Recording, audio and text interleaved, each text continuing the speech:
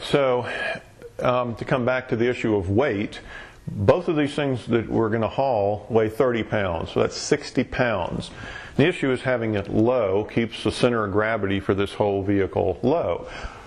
If you bolt it up here on one of these attractive racks they give you and try and treat it like an accent feature to show off your jack, and you're out on a trail in the mountains and this Jeep is lurching back and forth or drops, you've got 30 pounds, and if you also are carrying a sand anchor, that's another 30, and I don't care if you put them together or balance them, you've got 60 pounds that's swaying, even on a highway.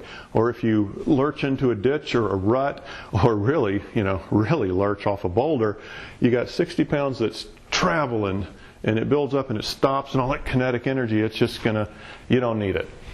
So, one of the things that we did was just spend a ton of time thinking about where can we haul these things. And we even thought about stuff as nutty as trying to bolt them up under the side rails to get them low and close to the ground. And finally came up with the idea, let me show you the two things we're talking about. This is your high jack, which of course everybody knows about. Then you got this thing.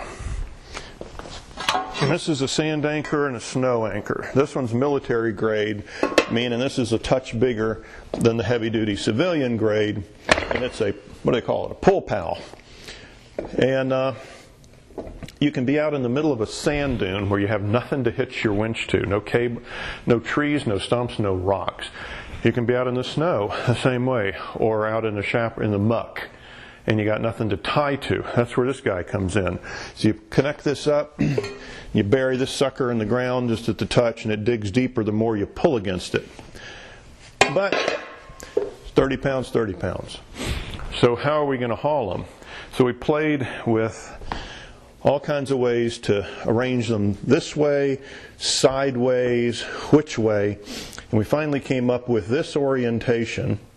We found the center of gravity for each to where the weight's this way, because you don't want the vehicle heavier on one side or the other.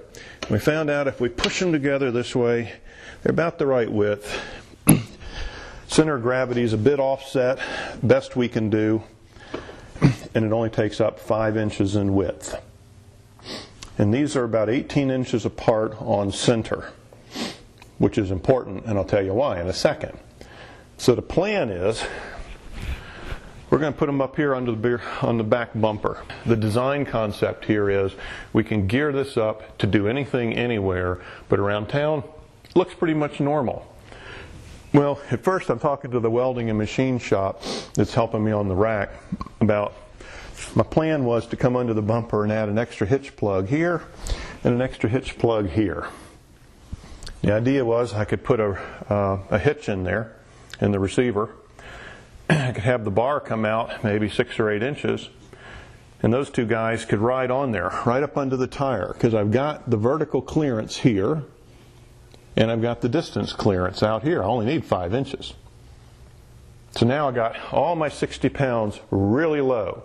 So I got a motor up front that's kind of behind the front wheels, kind of on them. You got the drivers, you got your gear in there. So this is way off towards the back end of the vehicle and helps balance it front to back a little bit better and gets the center of gravity, which is what I'm after, really, really low.